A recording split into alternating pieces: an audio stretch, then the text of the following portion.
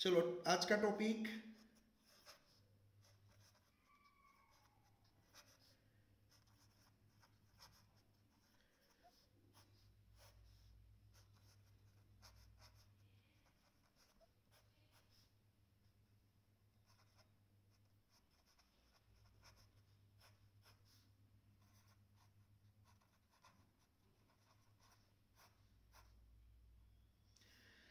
Rigid bodies rolling without sleeping.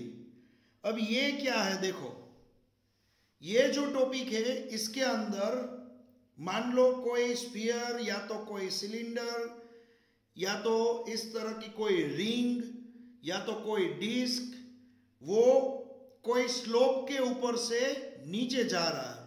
मान लो यहां पे मैंने एक स्लोप ड्रॉ किया है, देखो यहां पे मैं एक स्लोप ड्रॉ कर रहा हूं। ये स्लोप है, देखो यहां पे ये है स्लोप। अब ये जो स्लोप है यहां पे है थीटा, ये पूरा स्लोप है, देखो ये स्लोप यहां पे ये जो पूरा आपको दिख रहा है ये स्लोप है।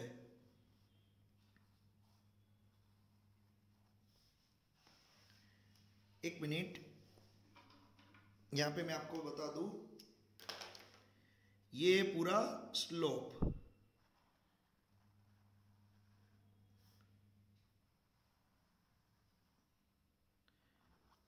अब ये स्लोप के ऊपर से कोई ऑब्जेक्ट नीचे जा रहा है। मान लो इस तरह की एक रिंग होगी, इस तरह की एक रिंग होगी, ये स्लोप के ऊपर से नीचे जाएगी तो वो गोल घूम के जाएगी, रोलिंग करेगी। रोलिंग करना मीन्स इस तरह से गोल घूम के जाना। तो ये स्लोप है, स्लोप के ऊपर कोई रिंग रख दी तो वो इस तरह से जाएगी रोलिंग करके। तो रोल करना मीन्स गोल घूमना इस तरह से। और स्लीपिंग मीन्स यहां पे मान लो वो स्लीप हो रही है, स्लीप हो रही है, मान लो ये गोल नहीं घूम रही है, स्लीप होके नीचे जा रही है, देखो ये स्लीप हो रही है। मान लो आपने कोई व्हीकल को ब्रेक मार दिया और ब्रेक मार के उसको व्हीकल को स्लोप पे रख दिया, फिर भी अगर उसके टायर घिस के इस तरह से फ्रिक्शन होके स्लिप होके जा रहे मान लो, तो वो है स्लीपिंग।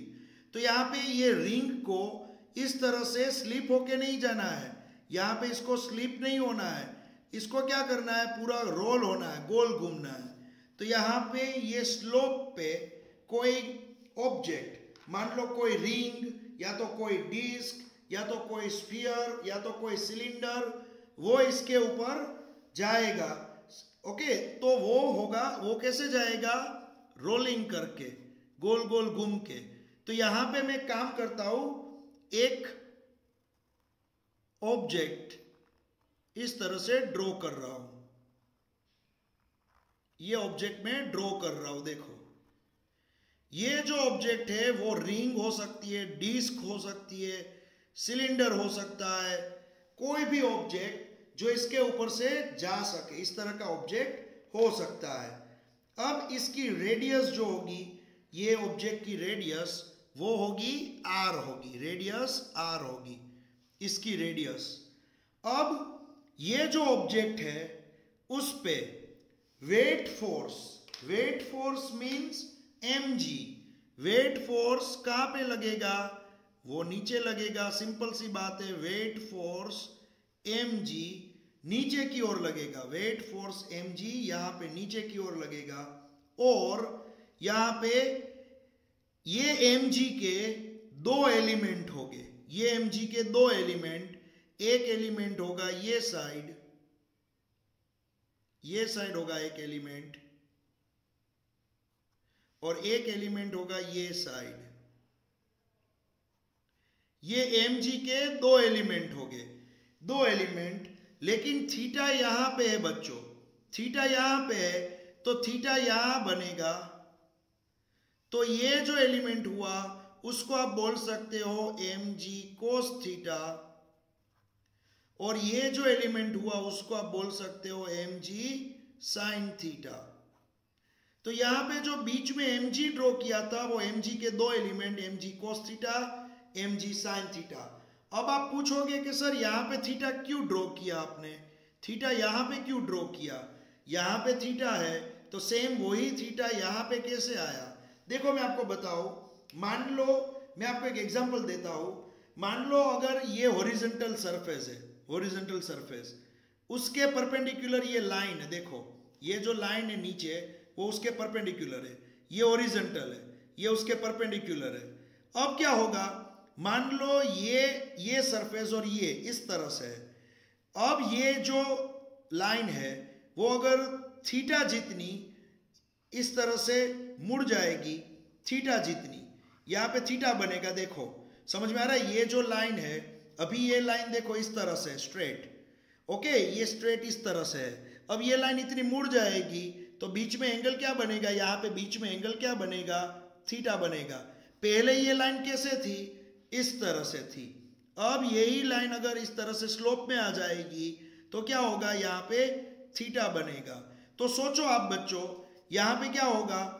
ये दोनों लाइन एक दूसरे के परपेंडिकुलर है, इस तरह से, इस तरह से है। तो अगर मैं आपको बताऊं कि अगर ये लाइन थीटा जितनी मुड़ जाती है तो नीचे उसके परपेंडिकुलर लाइन है वो भी क्या होगी? थीटा जितनी, पहले ये नीचे जा रही थी, अब यही लाइन थीटा जितनी क्रॉस में हो जाएगी।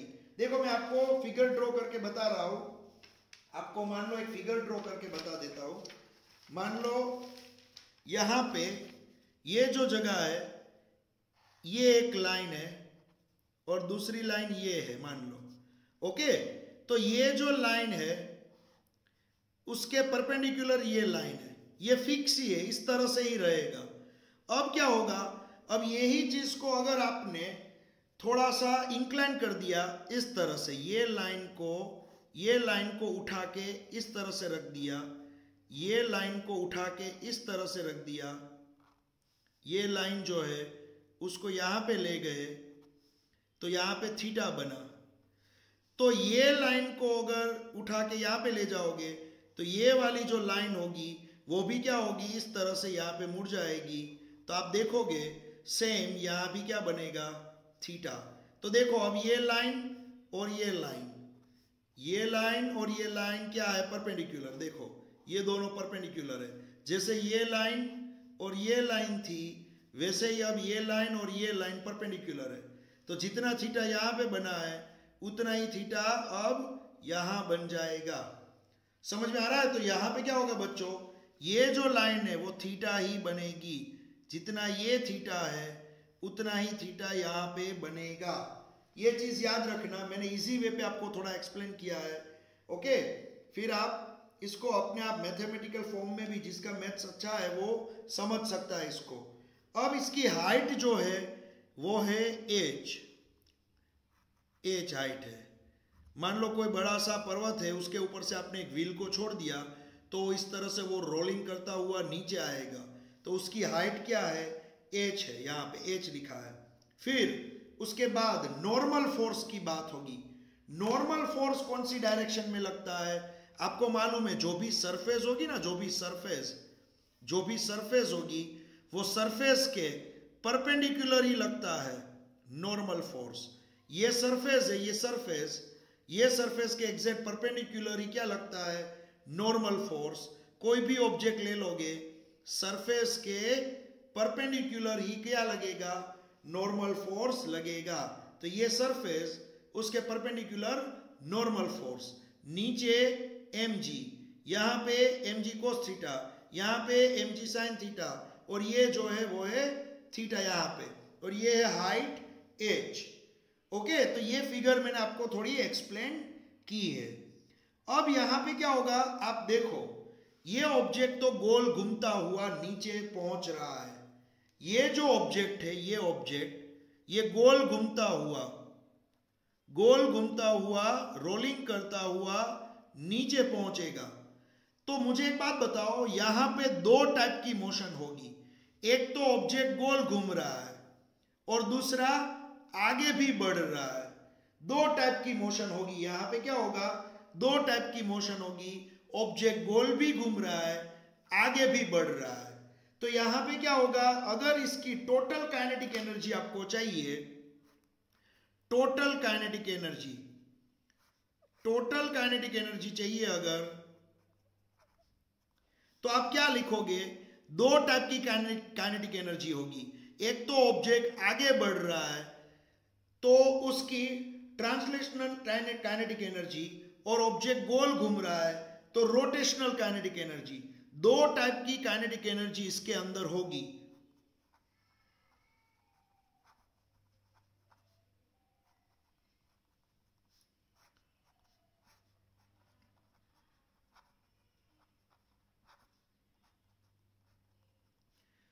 जब ऑब्जेक्ट स्ट्रेट जा रहा है इस तरह से, मींस ये ऑब्जेक्ट यहां से यहां पहुंचेगा तो यहां पे ट्रांसलेशन काइनेटिक एनर्जी, और गोल भी घूम रहा है तो रोटेशनल काइनेटिक एनर्जी।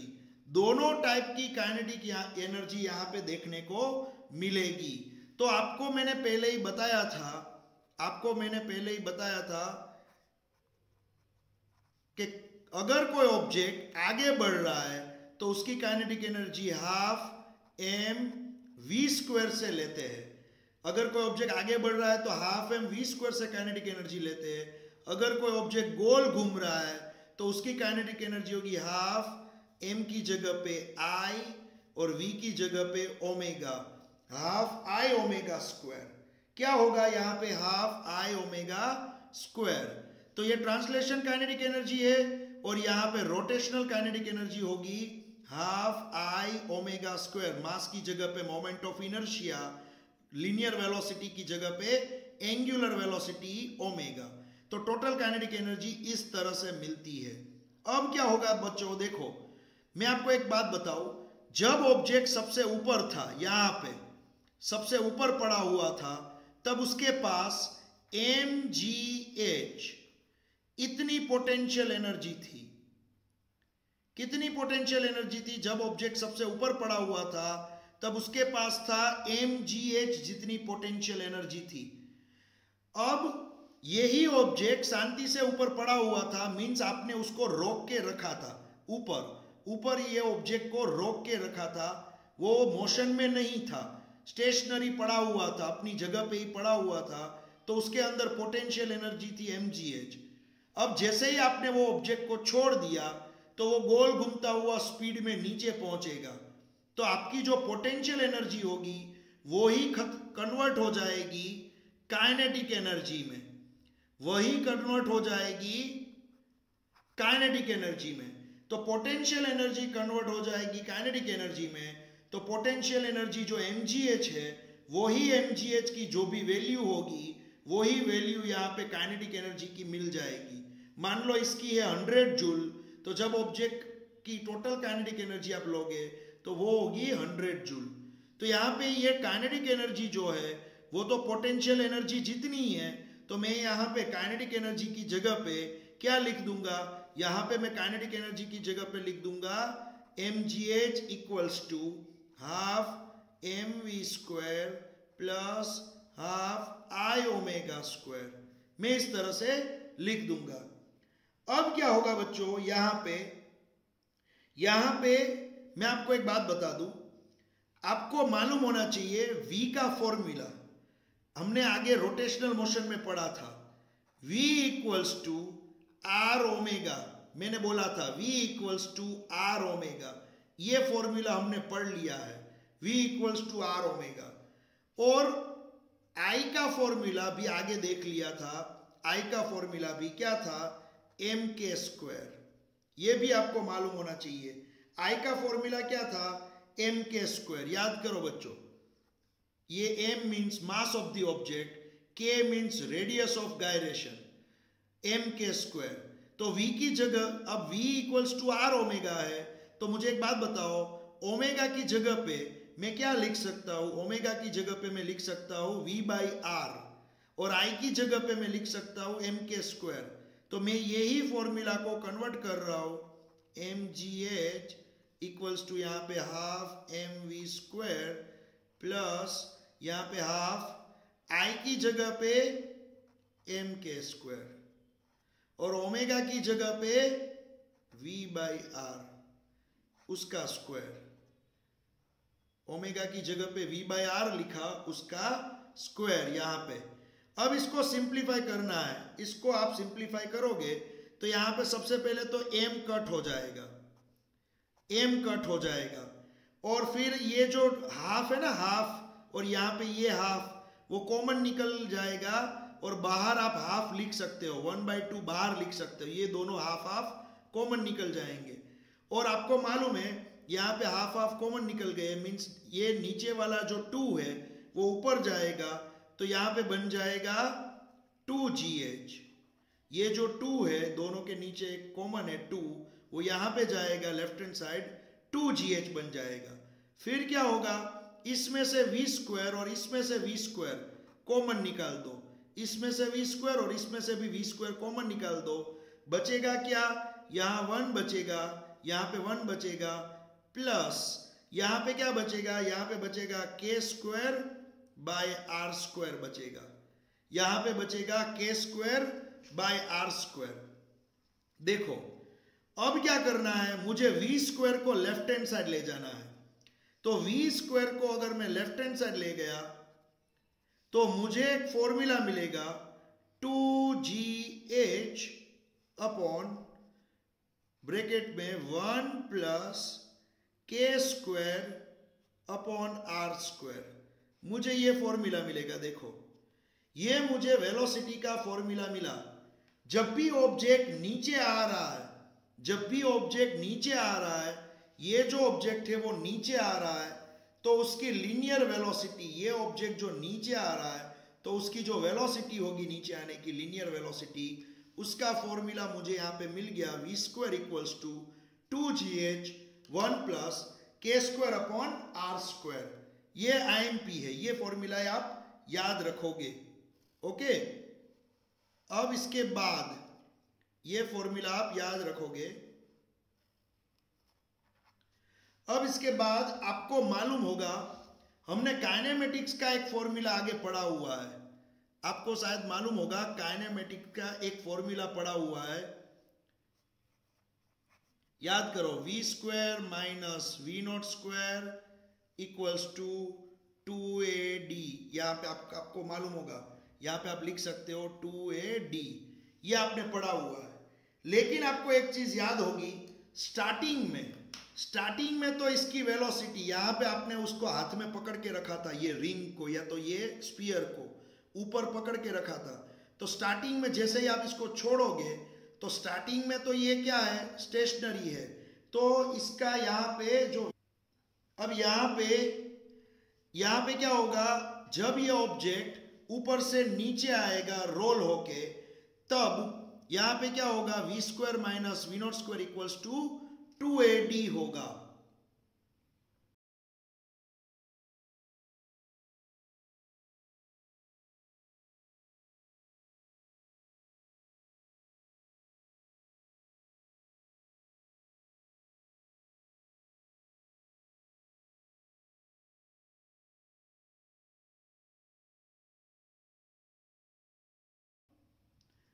अब यहां पे आप देखो, स्टार्टिंग में इनिशियल वेलोसिटी तो 0 है, स्टार्टिंग में इनिशियल वेलोसिटी 0 है, तो हम क्या करेंगे, सिर्फ यही इक्वेशन को लिखेंगे, v square equals to 2AD। तो यहां पे v स्क्वायर के दो इक्वेशन आपको मिलने लगे, v स्क्वायर के दो इक्वेशन आपको मिलने लगे। एक इक्वेशन है अभी नीचे आपने डिराइव किया, दूसरा ये मिला, तो ये जो है v square equals to 2AD और ये जो है वो है v square equals to 2GH upon 1 plus k square by r square. दोनों ही v स्क्वायर के जो इक्वेशन है, ये दोनों ही इक्वेशन को आप यहाँ पे कंपेयर करोगे, समझ में आ रहा है। जैसे ही आप कंपेयर करोगे दोनों ही इक्वेशन को, तो आपको मिलेगा यहाँ पे इस तरह से एक फॉर्मूला। यहाँ पे मैं कंपेयर कर रहा हूं, ध्यान रखना बच्चों, मैं यहाँ पे कंपेयर कर रहा हूं, 2AD equals to 2GH upon 1 plus k square by r square. यहाँ पे मैं क्या कर रहा हूं, दोनों को कंपेयर कर रहा हूं, ये और ये, इक्वेशन 1 एंड इक्वेशन 2, ये इक्वेशन 1 और ये है इक्वेशन 2। From equation 1 and 2। मैंने दोनों को कंपेयर किया है, देख लो, इक्वेशन 1 एंड इक्वेशन 2 को कंपेयर किया है, तो मुझे इस तरह से यहाँ पे मिला है। अब मैं ए को लेफ्ट हैंड साइड रखूंगा, एक्सेलरेशन को लेफ्ट हैंड साइड रखूंगा, तो आपको एक फॉर्मूला मिलेगा। यहाँ पे 2 कट हो जाएगा बच्चों, 2 कट हो जाएगा यहाँ पे, तो आपको एक फॉर्मूला मिलेगा GH अपॉन ये D चला जाएगा और ब्रैकेट में 1 प्लस के स्क्वायर अपॉन आर स्क्वायर, ये फॉर्मूला मिलेगा GH upon D into 1 plus के स्क्वायर अपॉन आर स्क्वायर, ये फॉर्मूला मिलेगा एक्सेलरेशन का यहाँ पे। अब यहाँ पे एक और चीज आपको ये मालूम होना चाहिए, ये फिगर देख के आपको मालूम होना चाहिए कि ये फिगर में यहां से लेके ये स्टार्टिंग पॉइंट है ए पॉइंट, यहां से लेके ये एंड पॉइंट है बी पॉइंट। तो अगर आप थीटा यहाँ पे थीटा लेते हो तो साइन थीटा क्या होगा, यहाँ पे अगर आप थीटा लेते हो तो साइन थीटा होगा opposite side H divide by ये A टू B। अब ये जो A टू B है ना, वो ही क्या है, डिस्टेंस है। A से ऑब्जेक्ट निकला था, B तक पहुंचा, तो A टू B क्या है, A टू B ही डिस्टेंस है, जो कवर्ड डिस्टेंस, यहां से यहां तक पहुंचने का कवर्ड डिस्टेंस, उसको ही क्या बोला जाता है, D बोला जाता है। तो यहां पे H अपॉन D भी लिख सकते हो। तो अगर आपको H की, यहां पे D की वैल्यू चाहिए, D की वैल्यू, तो आप लिख सकते हो H अपॉन साइन थीटा। कोई आपको बोले कि चलो D की वैल्यू बताओ, तो D की वैल्यू होगी H अपॉन साइन थीटा। तो यहां पे D दिख रहा है आपको, D दिख रहा है, तो D की वैल्यू आप H अपॉन साइन थीटा लोगे, तो यहां पे नीचे का थीटा ऊपर चला जाएगा, तो आपको मिलेगा G साइन थीटा, आपको मिलेगा G साइन थीटा अपॉन, और H तो कट हो गया है, तो G sine theta upon 1 plus के स्क्वायर अपॉन आर स्क्वायर, ये मिलेगा। तो ये एक्सेलरेशन का फॉर्मूला है। देखो बच्चों, D की value H upon sine theta रखोगे तो H कट और नीचे वाला साइन थीटा ऊपर चला जाएगा, तो ये G sine theta upon this, ये आपको मिला एक्सेलरेशन। ये एक्सेलरेशन का फॉर्मूला मिला। ये जो फॉर्मूला मिला वो है ऑब्जेक्ट जो नीचे आ रहा है उसका एक्सेलरेशन। ये फॉर्मूला जहां पे मैंने D इक्वल्स टू क्या लिख दिया है, H अपॉन साइन थीटा लिख दिया है। ये D की जगह पे मैंने लिख दिया H अपॉन साइन थीटा, तो आपको ये मिल गया एक्सेलरेशन का फॉर्मूला। यहां पे देख लो बच्चों, अब यहां पे आपको यहां पे एक्सेलरेशन मिल गया है। अब यहां पे आप सोचो कि अगर कोई ऑब्जेक्ट नीचे जा रहा है तो उसका एक्सेलरेशन, रियल में उसका एक्सेलरेशन क्या होना चाहिए, उसका एक्सेलरेशन होना चाहिए G साइन थीटा। क्या होना चाहिए, G साइन थीटा होना चाहिए। क्यों, क्योंकि ये मास है, ये मास इनटू एक्सेलरेशन, ये m मींस मास, और मास के साथ जो भी मल्टीप्लाई होता है वो पूरा क्या होता है, वो एक्सेलरेशन होता है। तो यहां पे ऑब्जेक्ट जब नीचे जाता है इस तरह से, तो उसका एक्सेलरेशन होना चाहिए G साइन थीटा, लेकिन यहां पे आपको एक्सेलरेशन मिला G sine theta upon 1 plus के स्क्वायर अपॉन आर स्क्वायर। अब आप सोचोगे कि अगर ऑब्जेक्ट नीचे जाता है तो उसका एक्सेलरेशन क्या होना चाहिए, नीचे जाने का जो एक्सेलरेशन है, ये नीचे जाने का जो एक्सेलरेशन A डैश, वो क्या होना चाहिए, G साइन थीटा होना चाहिए।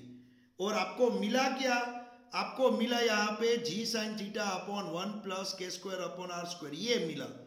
तो अब आप सोचोगे कि यहाँ पे कुछ एक्सेलरेशन कम मिला है, कुछ एक्सेलरेशन कम मिला है, मिलना चाहिए G साइन थीटा, और मिला ये, तो ये कम क्यों मिला, डिक्रीज इन लीनियर एक्सेलरेशन, ये डिक्रीज कुछ मिला। तो यहां पे मैं लिख रहा हूं therefore decrease in linear acceleration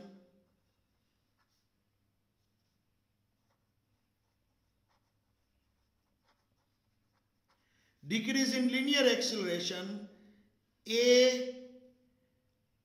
double dash, decrease in linear acceleration मिलना चाहिए g sin थीटा, मिलना चाहिए g sin थीटा, और मिला क्या, मिला g sin theta upon 1 plus के square upon are square, means मिलना चाहिए 5 और मिला आपको 4.5, तो 5 माइनस 4.5 तो कितना कम हुआ, 0.5 जितना एक्सेलरेशन डिक्रीज हुआ। तो ये डिक्रीज इन लीनियर एक्सेलरेशन मिलना चाहिए इतना और आपको मिला इतना, तो इतना कम क्यों मिला, हमारे लिए क्वेश्चन है इतना कम क्यों मिला। तो एक चीज याद रखना, इसको मैं पहले थोड़ा सिंप्लीफाई कर दूं, a डबल डैश, इसको मैं सिंप्लीफाई कर दूं, g sin थीटा को मैं कॉमन निकाल देता हूं, g sin थीटा को कॉमन निकाल दिया, ब्रैकेट में बचा 1 माइनस 1 अपॉन, और यहां पे होगा 1 प्लस के स्क्वायर अपॉन आर स्क्वायर, ये मिलेगा आपको 1 माइनस 1 अपॉन 1 प्लस के स्क्वायर अपॉन आर स्क्वायर, ये मिलेगा आपको। अब आप एक काम करोगे, इसको सिंप्लीफाई करोगे ना, ये डिक्रीज इन एक्सेलरेशन को सिंप्लीफाई करोगे तो आपको मिलेगा g sin थीटा, फिर ये जो ब्रैकेट है उसमें ये नीचे वाला आर स्क्वायर यहां पे मल्टीप्लाई हो जाएगा, तो आर स्क्वायर प्लस के स्क्वायर हो जाएगा, क्या होगा, ये हो जाएगा इस तरह से आर स्क्वायर प्लस के स्क्वायर, ये आर जो नीचे वाला आर स्क्वायर है यहाँ पे क्रॉस मल्टीप्लीकेशन करोगे तो आर स्क्वायर प्लस के स्क्वायर, और नीचे बाकी रहेगा आर स्क्वायर।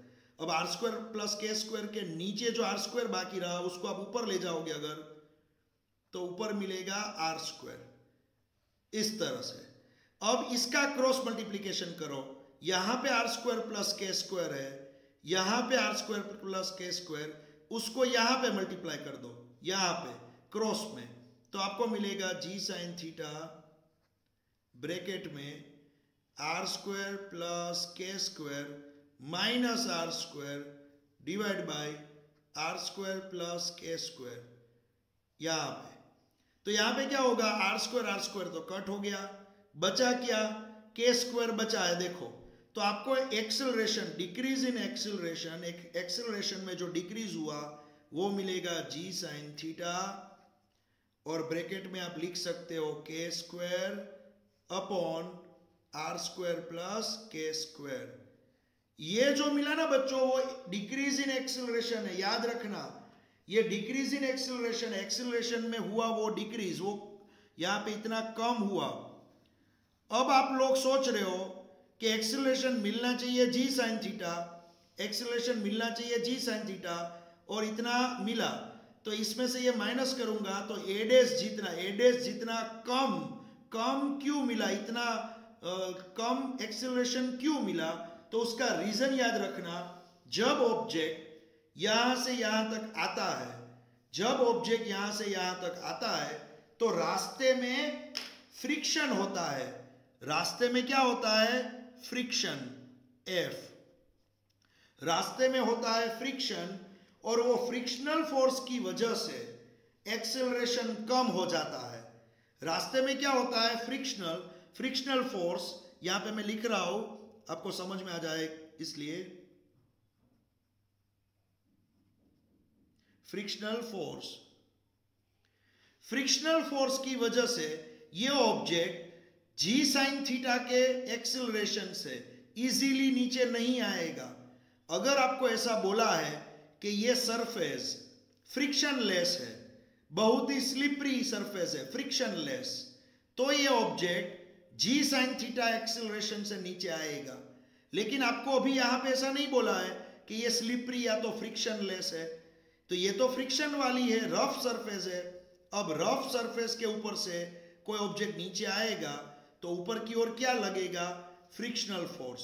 ये फ्रिक्शनल फोर्स की वजह से उसका जो एक्सेलरेशन होता है g sin थीटा वो थोड़ा कम हो जाता है, और कितना कम हो जाता है, इतना कम हो जाता है, यहां पे आपने देखा इतना एक्सेलरेशन कम हो जाएगा।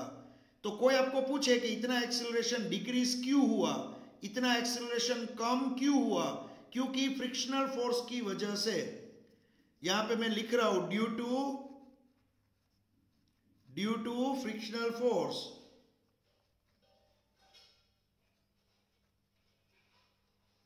Due to the frictional force, याद रखना due to the frictional force इतना एक्सेलरेशन कम हो गया। तो अब हम क्या करेंगे, अब हम फ्रिक्शनल फोर्स ने यहां पे क्या लगा है, यहां पे फ्रिक्शनल फोर्स लगा है। तो मुझे ढूंढना है फ्रिक्शनल फोर्स, मुझे क्या ढूंढना है, फ्रिक्शनल फोर्स ढूंढना है। तो वो कैसे ढूंढूंगा, देखो फोर्स ढूंढने का तरीका है, फोर्स ढूंढने का तरीका आपको आता है, force into mass into acceleration. आपको यहां पे एक मिनट, आपको यहां पे ढूंढना है फ्रिक्शनल फोर्स, यहां पे आपको ढूंढना है frictional force.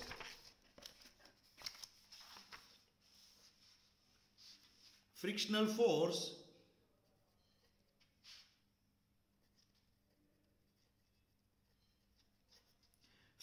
Force F equals to m a double dash लिखना होगा, मुझे क्या लिखना होगा, a डबल डैश, क्योंकि फ्रिक्शनल फोर्स में इतना कम हुआ तो मैं यहां पे लिखूंगा a डबल डैश। तो फ्रिक्शनल फोर्स का formula F equals to m, फिर ये a डबल डैश का जो फॉर्मूला है वो यहां पे लिखना है, तो g साइन थीटा, फिर ब्रैकेट में होगा k square upon r square plus k square, ये होगा यहां पे।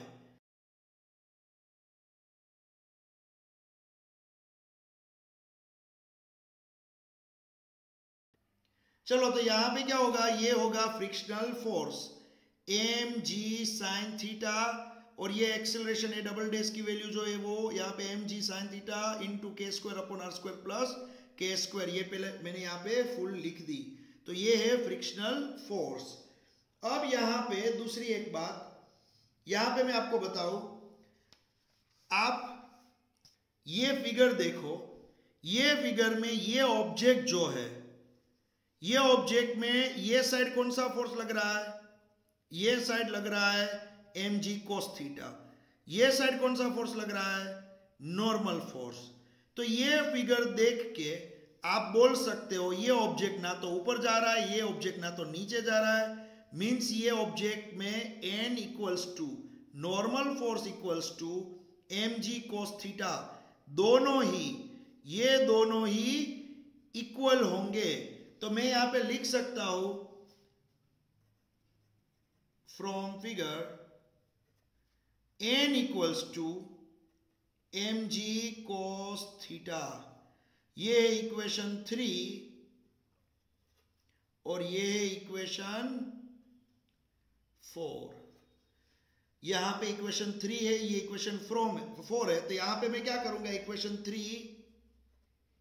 इक्वेशन 3 डिवाइड बाय इक्वेशन 4 कर दूंगा, इक्वेशन 3 डिवाइड बाय इक्वेशन 4, तो आपको मिलेगा force upon N equals to, आपको मिलेगा force upon N equals to, ये दोनों का एम जी कट हो जाएगा और आपको यहां पे मिलेगा K square upon are square plus के स्क्वायर, और ऊपर है साइन थीटा, नीचे है कोस थीटा। तो यहां पे आप लिख सकते हो टेन थीटा, यहां पे आप लिख सकते हो टेन थीटा। तो मैंने क्या किया, इक्वेशन 3 एंड इक्वेशन 4 को डिवाइड किया है, तो आपको ये मिला, आपको यहां पे मिला एफ एन इक्वल्स टू ये फॉर्मूला। अब आपको एक चीज और मालूम होनी चाहिए, आपने आगे पढ़ लिया था एफ बाई एन को तो बोलते हैं कोएफिशिएंट ऑफ स्टैटिक फ्रिक्शन, याद करो कोएफिशिएंट ऑफ स्टैटिक फ्रिक्शन बोलते हैं एफ बाई एन को, क्योंकि आपको म्यू एस का फॉर्मूला मिला था, याद करो म्यू एस का फॉर्मूला, फ्रिक्शनल फोर्स का formula mu S into N, याद करो frictional force, static frictional force is equals to mu S N, static frictional force equals to mu S N. तो म्यू एस क्या मिलेगा आपको यहाँ पे, म्यू एस जो है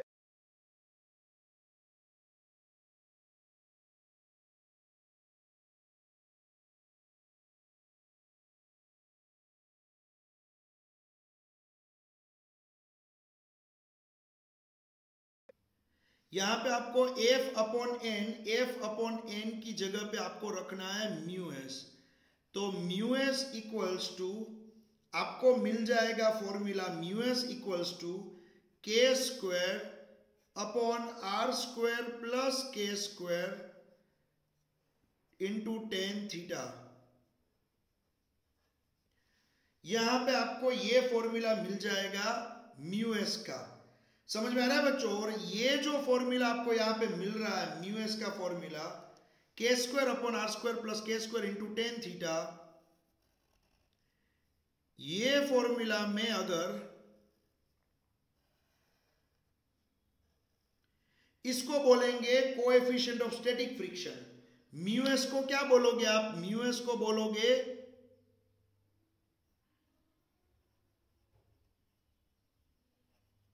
कोएफिशिएंट ऑफ स्टैटिक फ्रिक्शन। ये कोएफिशिएंट ऑफ स्टैटिक फ्रिक्शन। अगर यहां पे आपको जो एग्जाम में म्यू दिया हुआ है, आपको एग्जाम में जो म्यू की वैल्यू दी है एग्जाम के अंदर, वो म्यू की वैल्यू अगर इससे ज्यादा है, अगर आपको जो एग्जाम में जो म्यू दिया हुआ है, कोएफिशिएंट ऑफ स्टैटिक फ्रिक्शन आपको दिया हुआ है एग्जाम में, उसकी वैल्यू अगर ये फॉर्मूला से ज्यादा है या तो इतनी है, उसके बराबर, उसके इक्वल है, तो यहां पे म्यू की वैल्यू ग्रेट और equal K square upon are square plus के square into tan theta. Mu की वैल्यू अगर ये फॉर्मूला से ज्यादा है या तो उसके बराबर है, तो ही याद रखना बच्चों जो ऑब्जेक्ट होगा वो रोलिंग करेगा विदाउट स्लिपिंग। समझ में आ रहा है ये? अगर coefficient of static friction mu S की वैल्यू ये जो फॉर्मूला है उससे ग्रेट और इक्वल है, तो ही क्या होगा? तो ही रोलिंग होगा, तो ही रोलिंग होगा, रोलिंग विदाउट स्लिपिंग। यहां पे आप क्या पढ़ रहे हो? आप क्या पढ़ रहे हो? रोलिंग विदाउट स्लिपिंग का टॉपिक पढ़ रहे हो, तो तभी रोलिंग होगा without sleeping. Rolling without sleeping होने की कंडीशन क्या है? अगर कोई ऑब्जेक्ट कोई स्लोप के ऊपर से, अगर कोई ऑब्जेक्ट कोई स्लोप के ऊपर से रोल करके आए, स्लीपिंग में स्लीप ना हो, ये ऑब्जेक्ट स्लीप ना हो मगर रोल करके आए, तो उसकी कंडीशन क्या है? अगर ये ऑब्जेक्ट की सरफेस और ये यहां पे जो स्लोप लिया है उसकी सरफेस, ऑब्जेक्ट की सरफेस और ये स्लोप की सरफेस, दोनों के बीच का जो म्यू होता है, म्यू को आप क्या बोलते हो? म्यू को बोलते हो कोएफिशिएंट ऑफ स्टैटिक फ्रिक्शन। तो ऑब्जेक्ट की सरफेस और जो रास्ता है वो रास्ते की सरफेस, दोनों के बीच का अगर म्यू, उसकी वैल्यू ग्रेट और equal K square upon are square, K square upon are square plus के स्क्वायर इंटू टेन थीटा, इतनी अगर होगी, म्यू एस की वैल्यू इससे ज्यादा या तो इसके बराबर होगी, तो ही ऑब्जेक्ट क्या करने वाला है? वो रोलिंग करेगा, वो स्लिप नहीं होगा। अगर इससे लेस देन हो गई, मान लो म्यू की वैल्यू इससे लेस देन है, तो ऑब्जेक्ट स्लिप होके आएगा, वो गोल नहीं घूमेगा, तब ऑब्जेक्ट क्या होगा? स्लिप होके नीचे पहुंचेगा। समझ में आ रहा है बच्चों? तो यहां पे रोलिंग विदाउट स्लिपिंग की ये कंडीशन है। अब मैं आपको कुछ स्पेशल केस बता दूं, चलो कुछ स्पेशल केस देखो।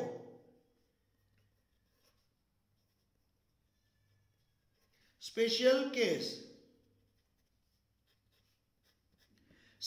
केस में मैंने लिया है रिंग ली है। तो रिंग में आपको मालूम होगा, रिंग अगर जाएगी नीचे तो रिंग में radius of gyration K equals to R होता है। K इक्वल्स टू आर होता है रिंग में रेडियस ऑफ गायरेशन। ये आपको आना चाहिए एग्जाम में, वरना आपको रेडियस ऑफ गायरेशन कितनी है रिंग की वो आपको नहीं देंगे।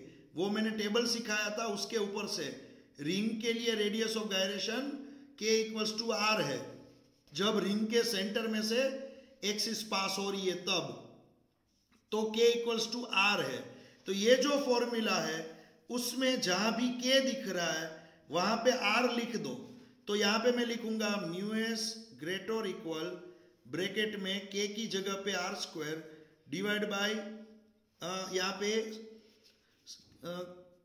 कैपिटल R लिखो या तो स्मॉल r लिखो। रेडियस को मैं यहां पे कैपिटल R ले रहा हूं tan थीटा।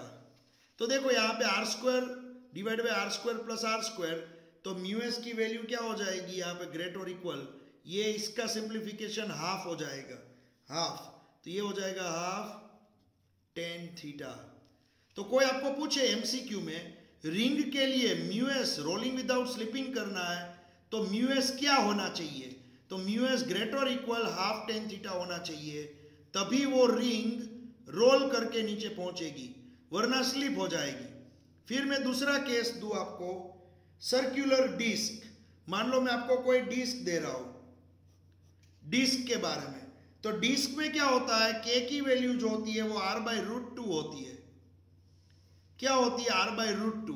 तो ये K की वैल्यू आप यहां पे रख दोगे, ये म्यू के इक्वेशन में अगर रख दोगे K की वैल्यू तो आपको मिल जाएगा mu S equals to mu S, यहाँ पे वैल्यू पुटअप करना तो आपको मिल जाएगा mu S greater equal 1/3 tan theta, ये आपको मिल जाएगा। अगर कोई डिस्क को स्लोप में से नीचे आना है रोलिंग विदाउट स्लिपिंग नीचे आना है कोई डिस्क को, तो उसमें म्यू इतनी वैल्यू तो होनी ही चाहिए, वरना वो डिस्क स्लिप होके नीचे आएगी। अगर ये लेस देन हुआ तो वो डिस्क स्लिप होके नीचे आएगी। फिर यहां पे तीसरा है सॉलिड स्फीयर।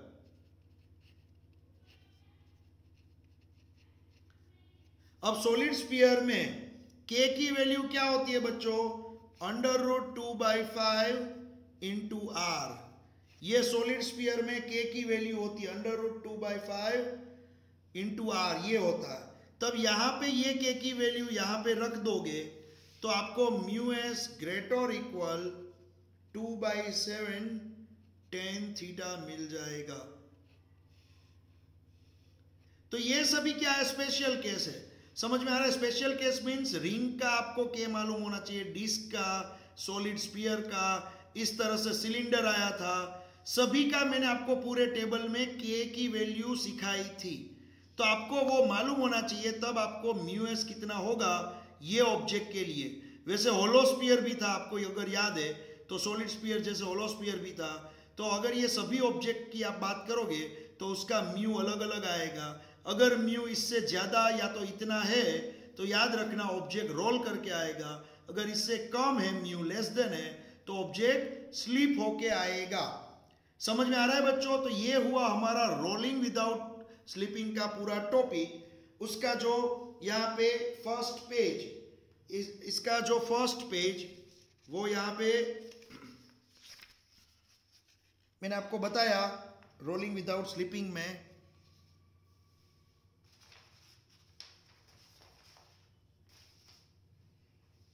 ये इसका फर्स्ट पेज है रोलिंग विदाउट स्लिपिंग का, यहाँ पे देख लो, ये इसका फर्स्ट पेज है और ये उसका सेकंड पेज है। ये बहुत ही सबसे ज्यादा इंपॉर्टेंट क्वेश्चन है, इसके न्यूमेरिकल्स बहुत बार पूछे जाते हैं, याद रखना इसके न्यूमेरिकल्स बहुत बार पूछे जाते हैं। सबसे ज्यादा इंपॉर्टेंट है ये रोलिंग विदाउट स्लीपिंग और उसकी ये स्पेशल केसेस। समझ में आ रहा है?